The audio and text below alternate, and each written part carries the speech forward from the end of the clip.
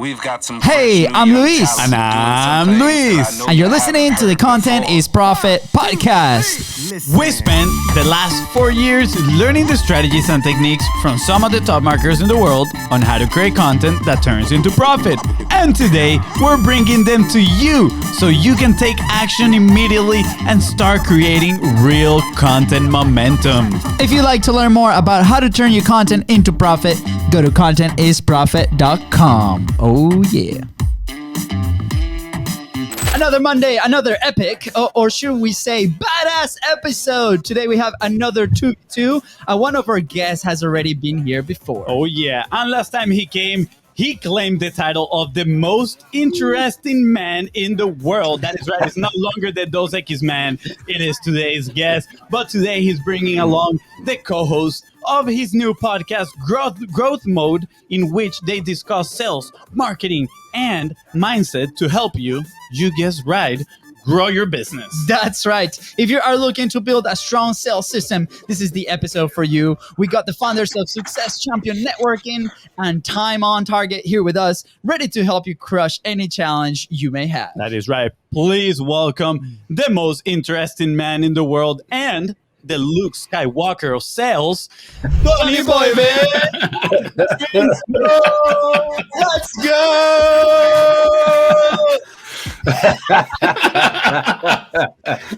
Holy hell. Dude, Kevin, I swear to Christ, we were going to use that intro like everywhere. That was well done, boys. Well done. That was awesome.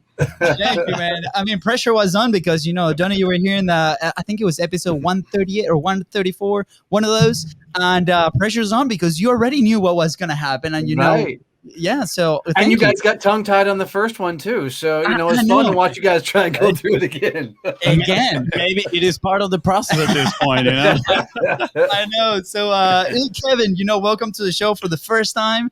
I think this is the first time that we actually get somebody that has been on the show and then somebody new on the show. Yeah. So welcome. And I don't know how we found out that you like Star Wars, and when we did that, Donnie was like, oh my gosh. If you get him talking about Star Wars, he won't talk about anything else. So we could do a whole episode just on that. We're definitely gonna put a note on that, and one day we're gonna just do one about Star Wars. Maybe we can talk about relationship between Star Wars and sales. That'll be pretty interesting. Huh? I think so. Yeah. So. I know. I will just talk about my farm and rum. Right. Harry Potter. We can talk about Harry Potter. I can get there, but there we go. There we go. And how Harry Potter's just Star Wars without lightsabers. Just because you three like Jar Jar Binks, I mean, come on. I mean, I'm betting the Lewis brothers have got Jar Jar tattooed somewhere on them. Definitely FONZI. Jar Jar was supposed to be the big bad Sith in the prequels. Oh boy. Okay. Well, he was a big bad something. I guess we're going to be doing the Star Wars episode today.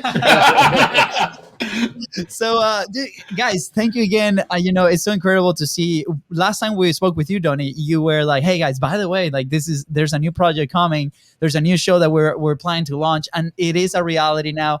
For those who don't know you, Kevin, like, why don't you introduce yourself a little bit? What's your backstory? Why are you partnering up with Donnie on this incredible project?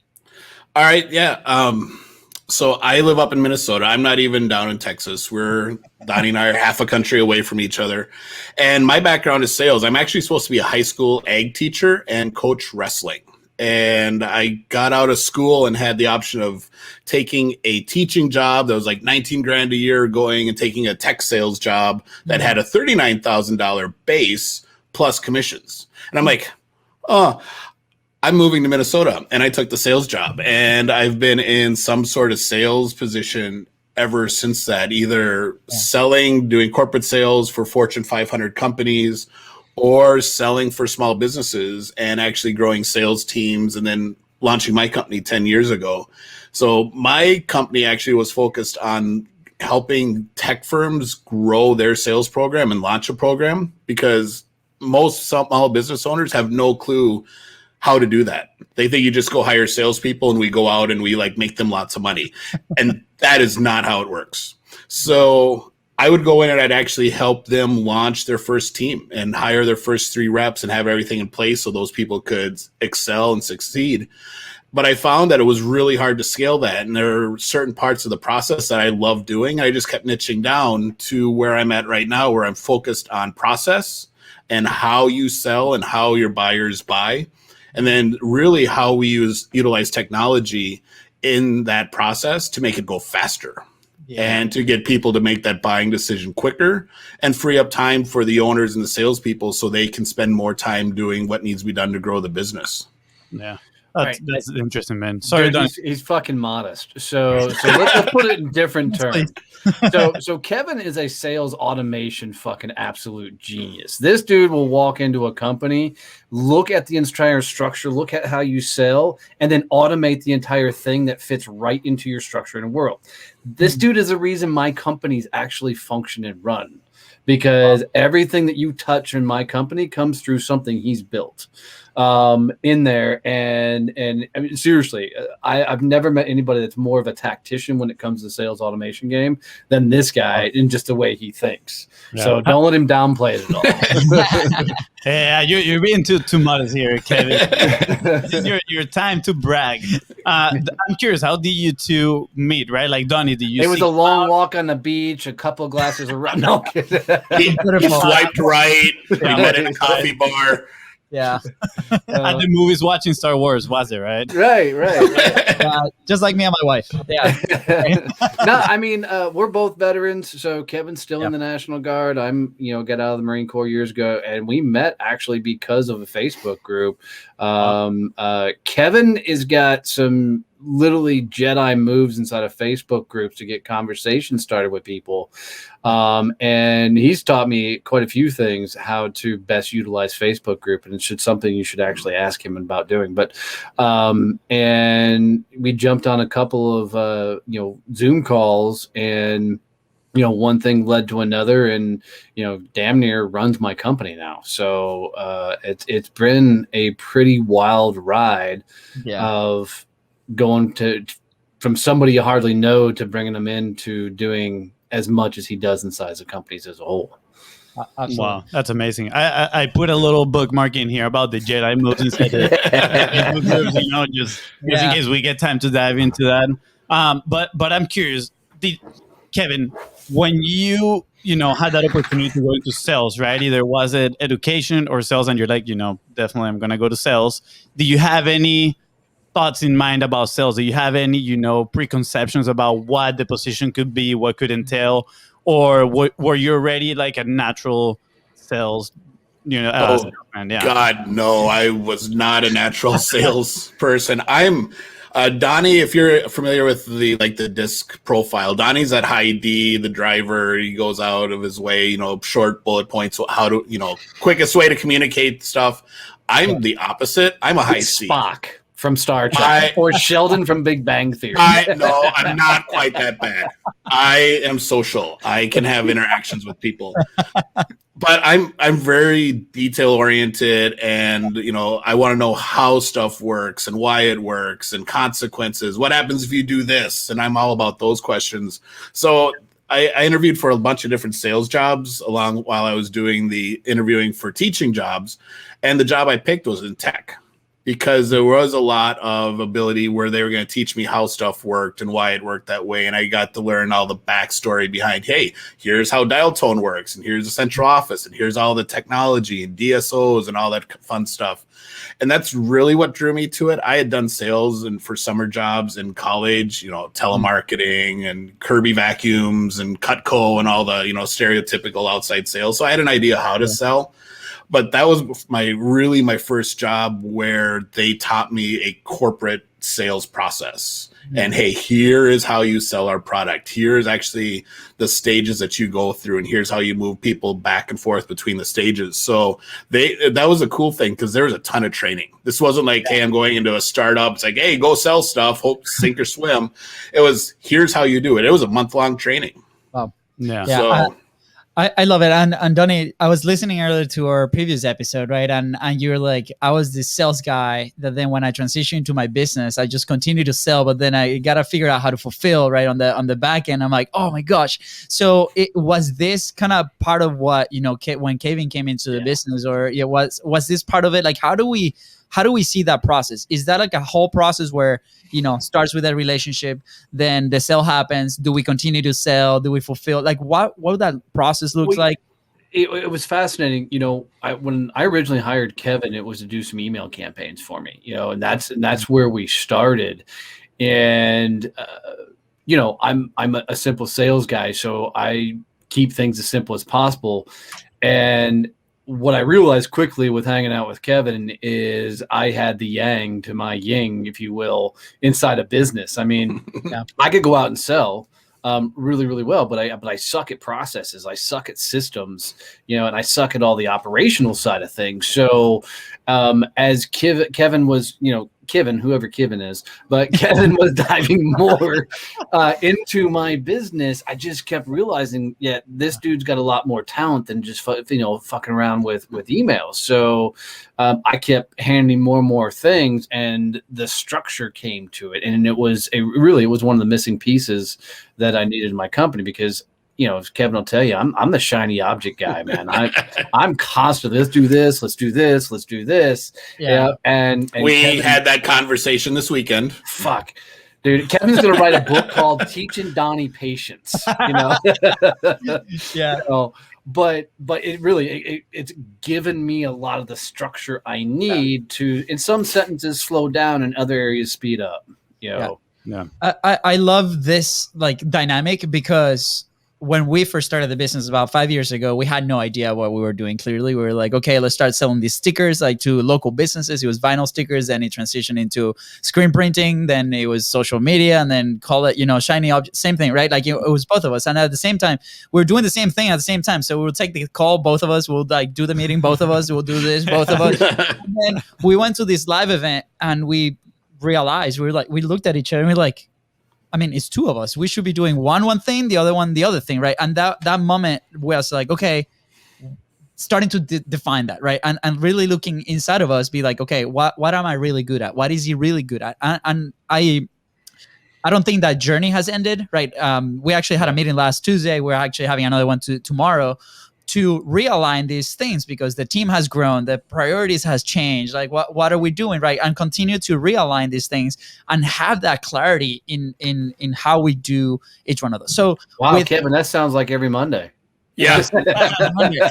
Okay, so that's where my question was gonna go, right? Like for those people that have, you know, business partners, and, you know, Don, you mentioned that he's a yang to your yin, right? And do you think that was luck, or you guys started to work little by little? And then if somebody needs that person, how do we go out to find that person, right? Not that I'm going to substitute FONZI. Wow. Wow. So FONZI, there's a lot of... Yeah, I'll just go with you guys. You know? I like Texas better than Florida, either way. Really? Wichita Falls? Okay. So, I mean, that's a fun question. I think for me, as I was going about, is I've partnered, not as a business partner type thing, but I've partnered with a lot of vendors and a lot of people over the years. And I think early on in your business, you don't know what you don't know. So you're trying to grasp at anything. So I think some of my biggest first mistakes were I was hiring general practitioners.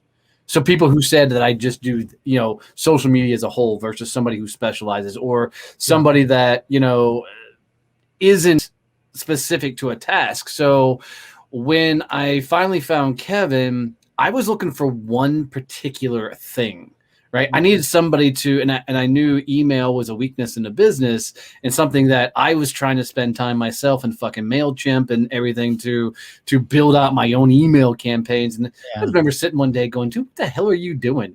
You shouldn't be fiddling around with technology. And then I found a conversation with Kevin. So I think, you know, for most people to find what you're looking for, I think you got to narrow it down to the smallest minute thing, and then go look for a person that can do that. Because literally, I hired Kevin to do email for me, and then it grew into something a hell of a lot more, because I think part of it, he learned he could do more than he thought he could have, and I gave him the runway to, we'll sink or swim and see what the hell happens. Yeah. And I think for the Success Champions brand, a lot of it was that Donnie and I figured out really early that how to communicate effectively with each other. Yeah. And that we could communicate effectively with each other. So we really started bouncing ideas off each other right away for both of our businesses. Well, and I would also put out there that Kevin didn't care about my ego, right? Because I'm a loud guy that I want to be center stage, and Kevin was okay letting me go play that role while he can make. Now, he loves coming along and doing this shit with me, but it wasn't, we were never in a situation where it was a fight for the limelight. Yeah. Yeah. And I wouldn't let his ego get in the way. Yeah, that's true. That's true. there was, that's one of the issues you have a lot of times when you're working with someone who is a character and is out in front of the camera. Is like, well, I'm the star, and this is how you're going to do things. I'm an officer in the Army. I have no issue pushing back on people, and I would tell Donnie when he was wrong. Yeah. And vice versa. So we could have those conversations and we could argue, and then we'd be able to come to a decision at the end. All right, well, here's what we're going to do. And it doesn't mean we don't argue. I mean, we fight like brothers sometimes. Yeah. But that's part of it is being able to do that and being okay with it. Yeah, I did. Yeah, that definitely talks about the bond, that strength in that relationship, And Kevin, you mentioned effective communication, right? And I think that is key for the relationship inside of the business, and at the same time, when we're talking sales, being able to effectively communicate as well, it helps out in the process, right? And that is something that we actually discovered not too long ago, was that even though we spend a lot of time together, right? I mean, we're brothers, we work in the same office house, right? We hang out all the time together. We just realized it was that, and we weren't actually sometimes discussing the difficult things, right? We wouldn't get into the difficult conversations, if you need to put them in a way, right? And we started doing that, and immediately you can feel kind of like the pressure leaving, right? Even though at the moment it might be a little harsh sometimes, that those encounters, you see the pressure leaving and you see momentum start to build. So definitely effective communication is key. How can, for people that are avoiding those inside of their business and in a sales process, maybe they're just guiding themselves through like some sort of script, right? And they don't really know how to effectively communicate with someone. What are maybe some pointers in there for people to understand the value of effective communication and how to move forward with that? Yeah, I think what was neat for us is as we continue to get more busy and we add more things and bring on more clients, we got to a spot where it was a little chaotic. We were kind of all over the fucking place, lots of moving pieces and parts. And I don't remember whose suggestion, it was one of us that said, hey, we should start some sort of operational meeting. And, so we literally scheduled, it was a Monday, and that's now become every Monday is our operational meeting. Mm-hmm. But we scheduled a time to sit down and talk about what shit we actually needed to get done. And that allowed us to, and I don't think we've ever had a communication problem, but it allowed us to start hashing things out. I mean, so much so that we've added other operational meetings, and now we have kind of a working lunch that we set up once a week. That we may put a loose agenda to it, but we'll just kick open Zoom and work through getting whatever we need to get done. And those conversations have been the most inventive. I mean, it's where we've created the most cool things that we've rolled out. Yeah. 2 weeks ago, we planned the next year and a half of Success Champions networking. Love it. So over the course of an hour and a half. Yeah. Incredible. Sorry, real quick. That reminds me of something. I'm reading a book right now. It's called Bird by Bird. Mm-hmm. It's about writing. And the lady, the author there, says that writing is kind of like you hop in a car at night and you can only see so far. And as you drive, the picture starts like clearing itself, right? Mm. a lot of the times we hear in business, you got to have your vision and set up your 10, 5, 1 year goal. But what you're telling me right now, which I absolutely love, is, in a meeting, in 1 week, we pretty much discover what the next year and a half was going to be, right? And at the same time is that you guys are having these meetings in a consecutive basis, right? Consistently every single week. And, if you would have get to skip those weeks, maybe you wouldn't have gotten to where you are right now to plan all these things. So that talks to consistency at the same time, right? It's not effective communication once. It's effective communication in a long period of time, so you can tap into these ideas as well and solutions. Well, it's also accountability, right? So, I know every Monday I got to sit down and I forget half the shit I'm supposed to be doing in between the meetings. So a lot of it's Kevin going, hey, you were supposed to do this and this and this and this and this. And sometimes I've got it done. And then there's other times, I'm 4 Mondays in a row and I'm like, fuck, I haven't finished those networking things, personality things yet, but for me, it forced me to think bigger, and think about, how do we get this going? But the other, for me, meetings suck. I don't want to sit in meetings. It feels like it's a leash almost to sit in these meetings. But in the same token, if we don't have the meetings, systems, and processes, shut up, Kevin, then we're not scalable. Yeah. So I think, every business out there needs that process, needs to discover like what is that framework for them, right? Like we've been at the very beginning, we were playing business, and then as we start moving forward and getting results and selling, and it was like, okay, like you said, like the selling caused chaos like inside of our processes because there was no process, right? And then, okay, we built something and then we started optimizing it and then we started revising it. And now there's a team meeting that we have and there's like a check-in meeting. And then we have, and those are meant to be very effective as well, depending on, what is our capacity. So those are elements that as we grow as business owners or teams, right, we got to start exploring, right? How do you find that framework Kevin, what's our favorite phrase inside the company? Let's go break something. Yes. I remember that from the first conversation that we had. And you're like, hey, we have the control of this. Let's go break it. And then I'd rather me have the control of this process than somebody else in the outside. So I love it. So what happens after you break something? What is the process after you break it? I ball up in a ball and cry, and Kevin puts a process to it. Yeah. I fix it. So no, it's usually the breaking stuff is a learning moment for us, and the reason that is our focus is because when you break something, you figured out where your future choke point is going to be. Because if we're breaking it at this scale, it's going to just collapse at the scale that we want to be at. So we're finding all those things that can't survive the pressure of an initial launch that we think are just really cool ideas, and finding out why they're not, and then being able to tweak them right away. So, failing is a good thing in our mind, and we are more than willing to go out and fail very visibly, which we did a couple weeks ago. It was very visible. Because it's learning, and our members and our clients get to see how we handle that and how we react to it. And, after our last major explosion, we had feedback decision that went bad. That's what happened. I wasn't going to throw that out. I was just going to, it was going to be a team thing. Well, we got tons of feedback on how we handled it.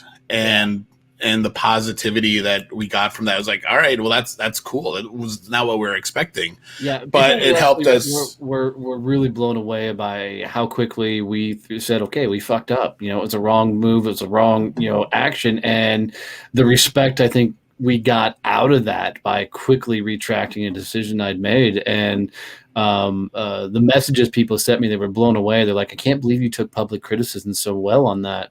And I'm like, at the end of the day, it's about growing and learning, Yeah. So it was pretty cool. That's interesting. I love the fail visibly, right? Like we often say fail forward, and I've never heard the fail visibly. And at the end of the day, kind of like it lines up with vulnerability, be there, transparency for people to see.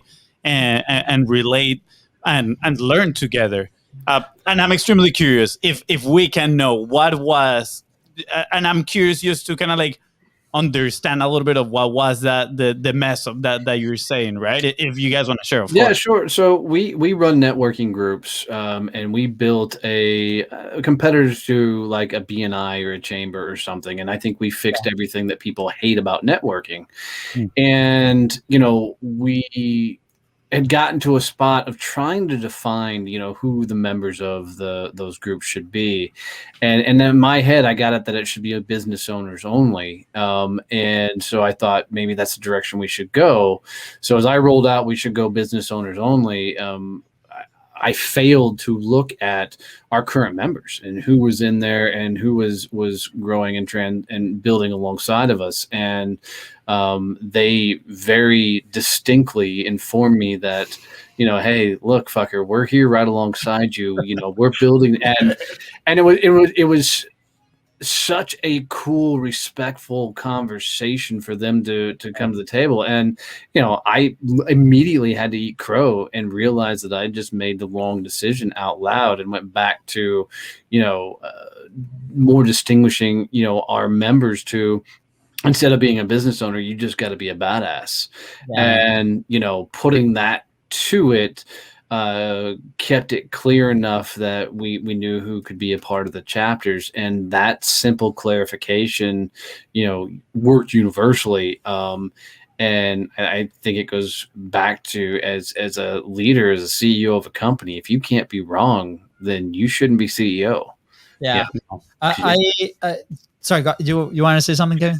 Nope. Go ahead. Okay. I just wanted to highlight and the fact that how awesome is that you can have that incredible conversation with your members and with your people, and that they trust you enough to even have that conversation, right? Because we've seen so many cases that something like that happens and people, they just don't care and they just leave. But they try like sweep it under the rug, right? Like, how can we move around this without actually touching the thing, the issue, right? And the fact that, you earn that trust with your customers, with your network, with the people that are with you guys, to be able to have that conversation, that speaks a lot about what you guys do and how you guys do it. So thank you for sharing, and that's incredible. And if this is what one of the elements that people learn by interacting with you guys, by going to your communities, please go ahead. If you're listening, go click the links below in the description and join Donnie and Kevin's community, because it's incredible. Those are the conversations that we need to have every single day. And when we, with our service and with different things, sometimes we have those incredible customers that they might have outgrown the product and they need help somewhere else, and then for some reason, maybe if it's not us, that's totally fine, but we still have a great conversation on what happened, and then that just makes us better, right? We can continue to bring that feedback and continue to grow and offer something better for the ones that are coming. So thank you for showing the path. Well, I think it's really important because our focus for the networking groups isn't just the referrals. Yeah. You go to a lot of them, it's like, hey, you got to pass referrals, you got to do this. Our focus for the networking groups is growth and teaching these businesses how to scale and getting them to the point where, yes, we want them to get tons of referrals from their chapter and their members and from the rest of SCN, but we want them to be able to scale at the same time. And for us to model proper owner behavior, I think, is a really key part of that. If we would have handled that a different way, it wouldn't have been modeling how you effectively scale your business. And Donnie's always had the rule, the focus on, hey, if I screw up, I'm going to own it. I'm going to take responsibility for it. And it annoys me sometimes. He's like, oh, that was my fault. I'm like, no, it was not your fault. Stop saying it was. But he takes ownership of it. And that's a huge part of why it's okay to fail. When the owner is willing to admit that he failed, it makes it okay for everyone else to do it. Absolutely. I see there, acting in reflection to your core values, right? Like what you guys stand for and what business stands for, the people that you want to connect, you want them to relate to these core values. And I'm curious, honestly, what are some of those core values that you guys have in place? Because I'm sure like the processes that you build and everything that you build has certain foundation in those as well. Well, we've never sat down and wrote out like core values. To be honest with you, I'm not a big fan of them. And the reason being is I don't want to put constraints on people. And I'm okay with people knowing boundaries and what's out of bounds. But for me, it's more about creating an overall culture that allows people to geek out and do what they love, chase a big badass vision, and be themselves all the way through the process, not unapologetically themselves, because that just makes people an asshole. Kevin and I did a whole episode on that, by the way. But for people in our world, they self-identify as a badass, and that takes care of a lot of it. Don't be an asshole. So if you want core values, be a badass, don't be an asshole, get shit done, and go bigger than you think you can handle. Would you add anything to that, Kevin? Yeah, I'm not a big values guy either, because the values change over time. It's all based on your experiences of what's going on in your world at that time. But for my company, I did Immutable Laws. And I got that from Mike McAllowitz's book, The Pumpkin Plan. And it just made perfect sense to me, because it goes a little deeper, and it's the what you're going to make your decisions based on. And I think one of our immutable laws is don't be afraid to fail. Yeah. Because that's what's going to drive the innovation. If we're afraid to fail as we're planning and growing, we're never going to get beyond what we are now. We're always going to take the easiest path. And that's the issue with a lot of small business owners. They're risk adverse. Yeah. They don't understand how to do the risk mitigation piece and to really look at what the risks are and then take steps to make sure that it's okay.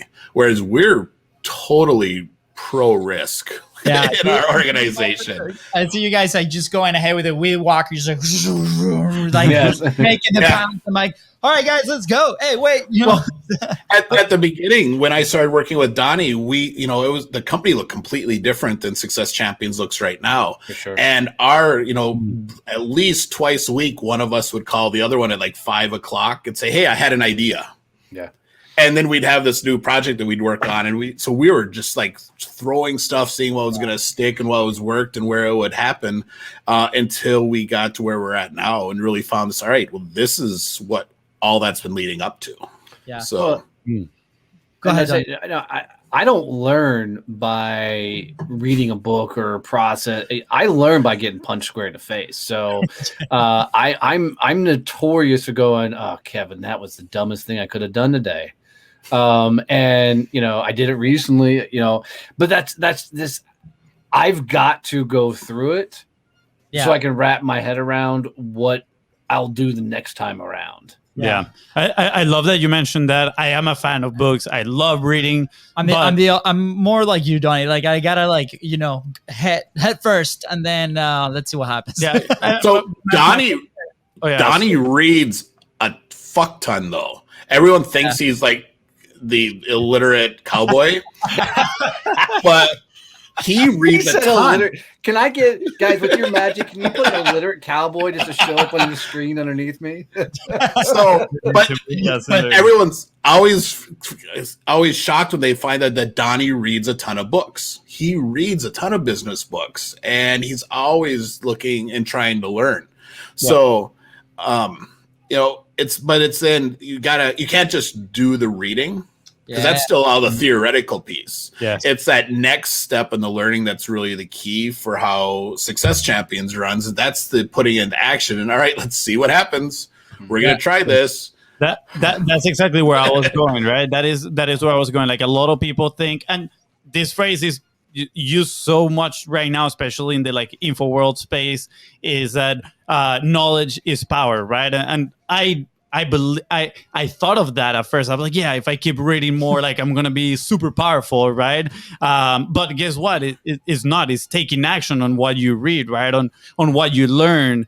That action becomes power because now you're learning. Because you can read about sales all day long, right? You can read all the books on sales that you want. But then once you get in front of somebody and you're actually trying to sell, I mean, you don't have the experience, right? And you build confidence through that experience, and you're still gonna get the sweaty armpits if it's the very first time you get in front of somebody and trying to sell something, right? Trying to help them, and you've read like 20 books. It doesn't matter, but you could have read one book and taken action 100 times, and you're gonna be way better probably than that person who just read all 20 books. Yeah. Well, on one of the episodes, Donnie and I. On one of the episodes, we figured out and we taught people how they should cold call. And how they should cold call is get drunk as shit and make dials. Because that's basically how we both learned how to cold call. Go ahead, Kevin. There you go. Okay, funny story. Pull the rum bottle out right now. No, okay. Funny story. Like not so long ago, a few weeks ago, we sold our first workshop, right? Until that time, we were working mostly with companies on the service side of things, right? And people kept coming from the audience, and we ran the 45 Live Challenge. I think this was like right after our interview with you, Donnie, and we had about 100 people going live for 45 days. Incredible experience. And then people were like, what's next? And we're like, let's do a workshop, right? What do you guys want to learn about this? And there's different frameworks that we have applied to our publishing and to go out and be visual, right? That we're like, sounds good. I think it's time for us to explore this possibility, right? And then we look back at all the contacts and all the people that we established conversations with, right? And FONZI here was challenged to 100 phone calls, like in a day. We're like, hey, let's do this, right? Let's see. This is an option. We know that this is for you. Let's go at it, right? And I failed. I gotta say, I failed. I think with a little bit of liquor courage, right? That would have been like, hey, let's do it, right? It's like going on the first date. Hey, we're not encouraging anybody to get wasted. Wait. I did a lot of calls, more calls than I've ever done. Right, but I didn't get the 100 calls, which speaks about setting up those high goals, right? Like go achieve those big the BHAGs, right? The big, hairy, audacious goals. And if you fall short, you're still winning at the end of the day, right? See, the way you have to do it though is you two have to cold call together, and you need to. Yeah, and that's how I did it. I had, when I was on one of the sales teams, one of my buddies, we were always 1 and 2 on the team and going back and forth at the end of the month to see who would be the winner. But we are having a social outing that afternoon for the sales team out on one of the local lakes, drinks, hors d'oeuvres, all that stuff. So we're like, fuck it, let's telemarket this morning. So we came in, in cargo shorts and t-shirts because we knew we weren't going to see clients. And we brought in a case of beer. And we were drinking beer, and one of us would make a call, the other one would make a call, and we started competing back and forth who was going to have the most appointments at the, before we left for the boat. So we got out to the event, and all our teammates knew that we were, telemarketing while they were like doing whatever. Like, how was telemarketing this morning? It's like, I'm like, I set 10 appointments, and Bryce is like, yeah, I set 12. Incredible. And we did that in the morning, and we were laughing, we were having fun, we were giving each other crap, and it was all because like I need to get another one so I can beat him, and it was a blast. I can't remember the last time prior to that I'd done 10 appointments in a morning. Yeah, I'm loving this conversation because throughout we've mentioned certain elements, right? We've talked about gamification just now. The secret behind cold calling, fail visibly, right? Different elements. So with that. What are the elements of growth? I think these are some like good elements that put in place in this system, right? What would you say are the elements that people have to start looking into to be able to conquer and crush growth? Well, I think first and foremost, they got to have a vision that scares the pure living shit out of them. I think one of the things that keeps Kevin and I moving in the right direction is we truly believe we're going to change the world. And as audacious as that is to sound, to say out loud, we believe it. And then that same theory, thought process scares the shit out of me because I know how big we are going and I know what that's going to look like as we get there and the amount of work that comes with that.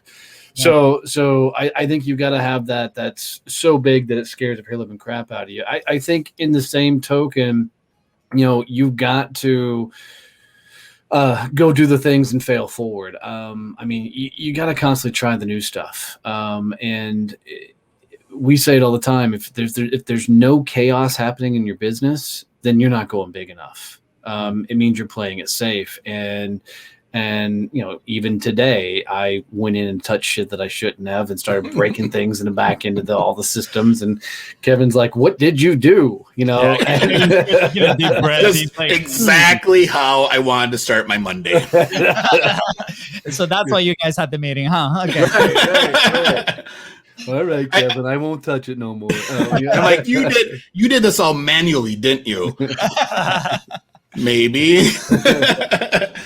You know, but I think that's a lot of it. I think, you know, you've got to, you know, find the things in the past that you're going to head down and then go straight down them, but also be okay that you made the wrong call, the wrong decision, and a pivot and adjust, you know, and go a different direction. I think you have got to find people in your world that geek out on the shit you suck at.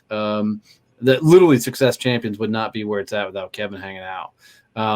Because I just don't have the infrastructure in me. I'm not built or wired that way to do the shit he does. So, you know, I think people, you know, always say turn your weakness into a strength, and I think they're fucking dumb. You literally need to go all in on your strengths and find people who geek out on what you suck at and let them go be, you know, fucking awesome at what they do. yeah. Absolutely. Kevin, by the way, you got a standing ovation right here. Donnie, you too. I mean, you're living Donnie. I know, but Donnie's like, you know, we wouldn't be here without Kevin, so the audience went a little bit wild in there.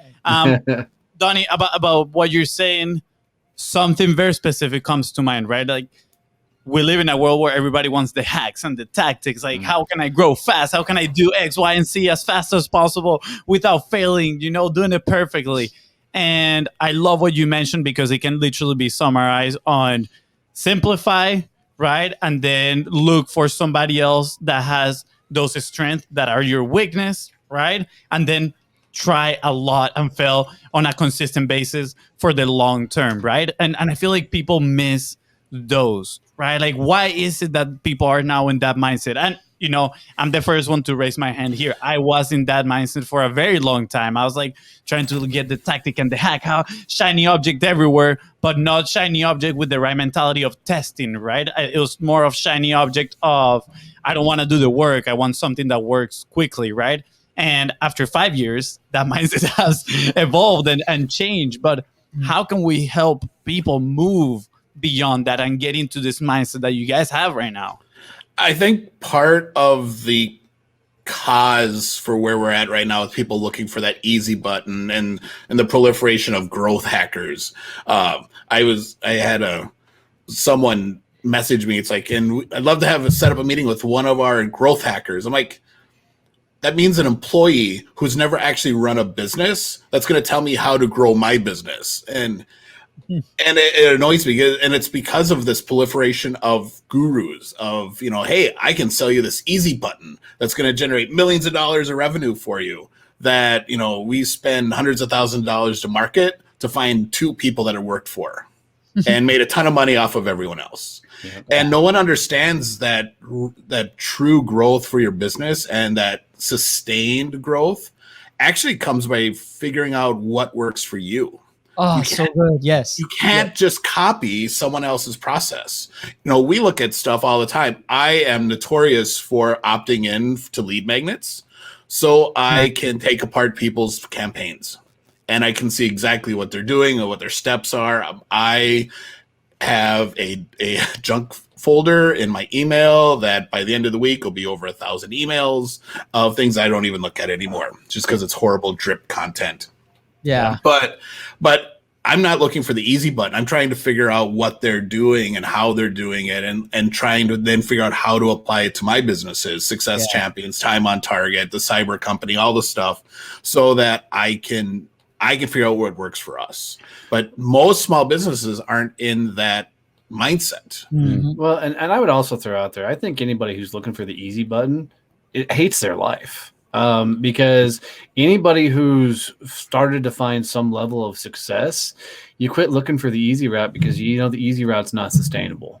Whatever trick, hack, you know, that comes to the table, it's just that it's a hack, which means it's not sustainable. And I think for a lot of my journey over the years, when I didn't know what I wanted to be when I grew up, I didn't know the path I was on. I was always chasing that silver bullet. I was always chasing that one quick hit win. And it all boils down to I just hated all the shit that I was doing because I wasn't actually chasing what I wanted to do. That resonates. That resonates so much, Donnie, because like in our journey, like we spent 5 years trying to hack the publishing of everybody else, right? And it wasn't until, we looked inside and we are like, man, like we cannot keep up with this consistency. We were measuring ourselves with people that had, massive resources, right? And especially in this world of content, everybody's like, I want to be like that person. I don't know if you guys know who Mr. Beast is, but like one of the Beast, YouTube, incredible YouTuber, right? So we had this incredible meeting, and then towards the end, this prospect was or person that I was talking to, she's like, I want to be like Mr. Beast, and I'm like, okay, sounds good. How long do you have? And she's you like, got 10 years. and that was the conversation that we had. And we're like, look, like this guy has been publishing for 10 years, 3 times a week. Like it's incredible the amount of work that comes behind that. And it wasn't until we understood on how to apply those principles to our own framework that everything started to change and move forward, right? And the workshop, for example, that was one of the things that we harped on, because some people are like, give me the secret sauce of the M2M or whatever system we use to multiply content. Sounds good. Here is the recipe, but can you apply it, right? Like that's the thing. Like, and it doesn't matter. Maybe you can take 1 piece or 2 pieces of that, but what is your capacity? What is your business capacity? What are your resources? How can we go from that point on? And I think, through the conversation, I'm confident that this is also something that you guys, instill in your community, in the people that you help and serve. And it's incredible. And that's why it resonates so much. And I hope it does to the listener, whoever's watching or listening today, because that's how we need to start thinking to be able to start that growth mode. Yeah, it definitely took a while for me personally, to transition from hacks to principles, right? Like, let me see what are those foundational principles that then I can craft into my own personal hacks that I'm gonna use for the long term inside of our processes, right? And that, honestly, that has become part of our goal with our community. That has been like one of the biggest drivers now, is the fact that we want people to understand that if something works for them today, probably won't work for them as they grow, is going to break, right? So how do they rebuild? They don't rebuild with a hack. They rebuild by understanding the principles and foundations and then going ahead and working them out, right? But a lot of people just get so centered in that stuff and just pisses me off. Well, and that's one of the things that Donnie and I have become pretty cognizant of in our business, and that's paying attention to where we see the next bottleneck coming. What's going to be the next thing that's going to stop us from scaling and it's going to slow us down? Is it our time? Is it systems? What thing is going to cause us to have to stop to fix it? Yeah. So we can start thinking about it before we get to that point. And most, a lot of small businesses are really focused on, where's my next check? Yeah. How am I going to pay? And they're not thinking, like Donnie said, they're not thinking big enough and have that vision of where they need to be paying attention to all the stuff that's actually impacting the quality of life for their business. Well, and everybody listening, patience is a bitch, right? Patience is a bitch. I'm the first one to tell you. I mean, literally, when I say Kevin teaches me patience, is, I want to be on top of the mountain already, but I also know we're still carving a fucking trail. So it's reminding yourself that this is a long game. This isn't, there's no overnight success here. Most overnight success is, take it to a music place, we're sitting on shithole bar stools for 10 years before somebody discovered their ass, Well, and part of the thing, and I'm going to throw out some of Donnie's dirty laundry, the thing that really distracts Donnie a lot of times is, quick revenue. And that's very much a small business mindset. It's like, I can do this thing and it's going to generate some revenue for us quick. Well, awesome. But how does that actually fit into the core product and the core systems that we're trying to do? Or is that better served to be something that we look at later? Yeah.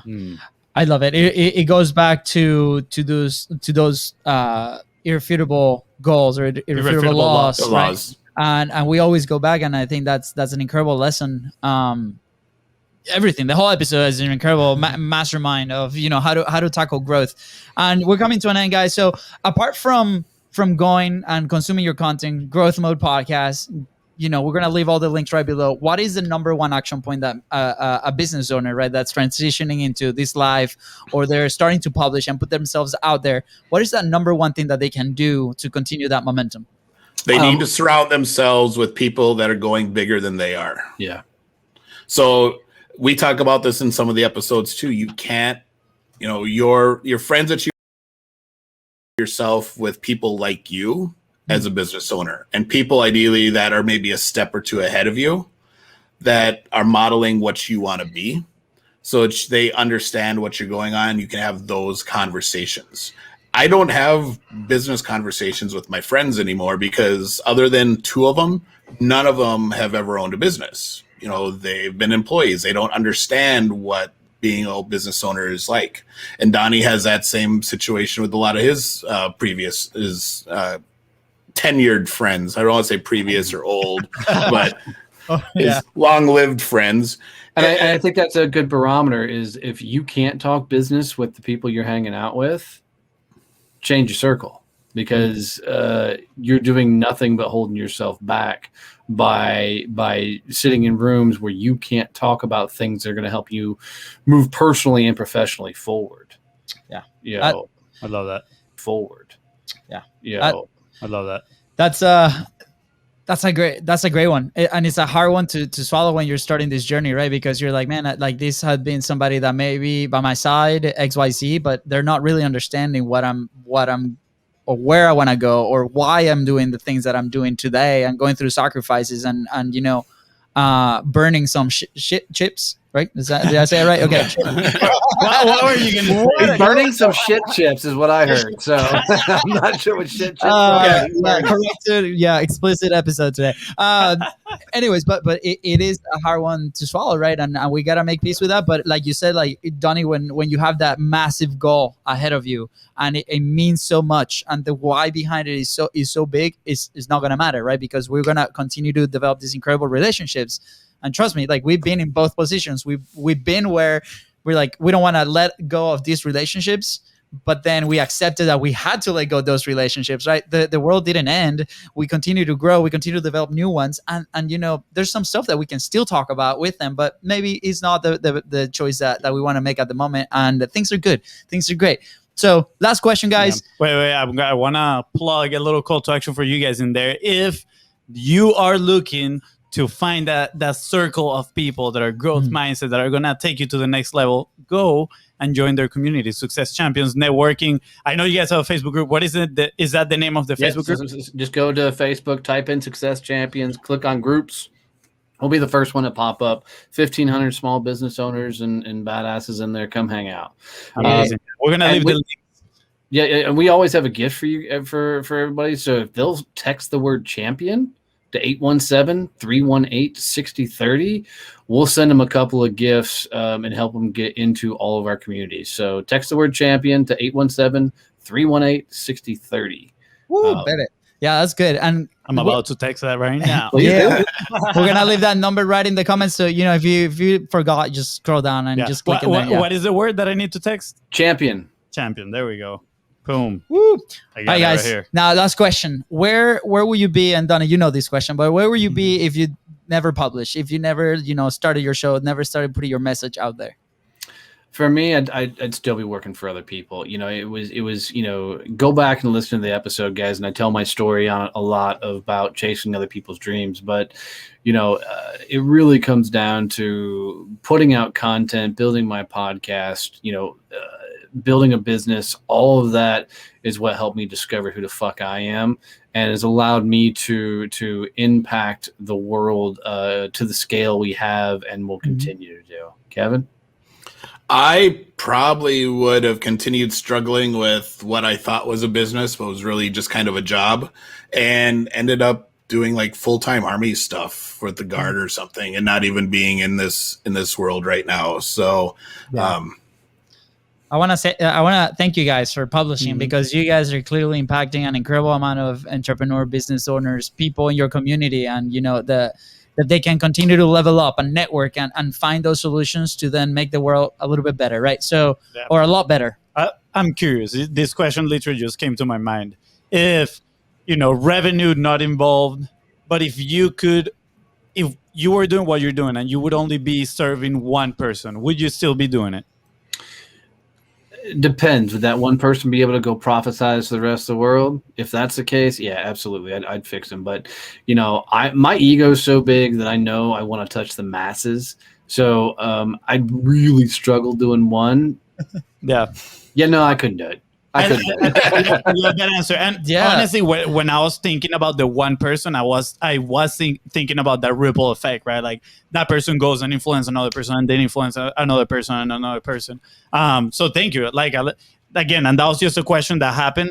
And I love the fact that you said it. I want to impact the masses. I'm so powerful about impacting a lot of people, right? I don't know why that question came to my mind, but honestly, I was like, man, I feel the urge. And you did, bro. You did. And I did. Yeah, Good job. Good job. I appreciate it. He's been drinking beer so he could work up the courage. Nice. All right, guys. Thank you so much. Any last thoughts before we let you go? Yeah, absolutely. I can't finish a show without doing this. Guys, if you listen to this and you hung out with us, got any sort of tips, tricks, anything of value out of this episode, wherever you're listening, subscribe or follow. If you're watching this shit on YouTube, subscribe, hit the bell. You guys don't understand, man, that little bitty move fucking means everything to us that put out content. Where we all are doing this from a passion. We're really trying to do and tell the stories and do the things we wish somebody would have done for us. Yeah. So help them spread their message by subscribing and telling others to how to subscribe and listen to the show. Thank you, Donnie. I really appreciate it, man. Paying for it is always so good, man. It's always so awesome to hang out with you guys. Kevin, nice meeting you. Yeah, it was awesome to meet you. One more badass thing. Guys, September 23rd, 24th, and 25th, come listen to these two badasses on stage at the Badass Business Summit in Arlington, Texas. So come hang out.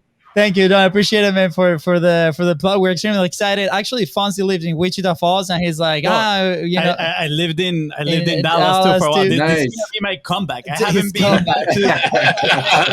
in like 7 years. I'm gonna be like Texas. Let's go. All right, guys. Again, thank you so much. And with that said, see you guys later. Thank you so much for tuning into the Continuous Profit Podcast. Go ahead and follow the show in your favorite platform and follow us on social media at BIZBROS Co. That is right. And if you found today's episode impactful, which I am sure you did, please don't forget to share it and leave a 5-star review. See ya. Bye, guys.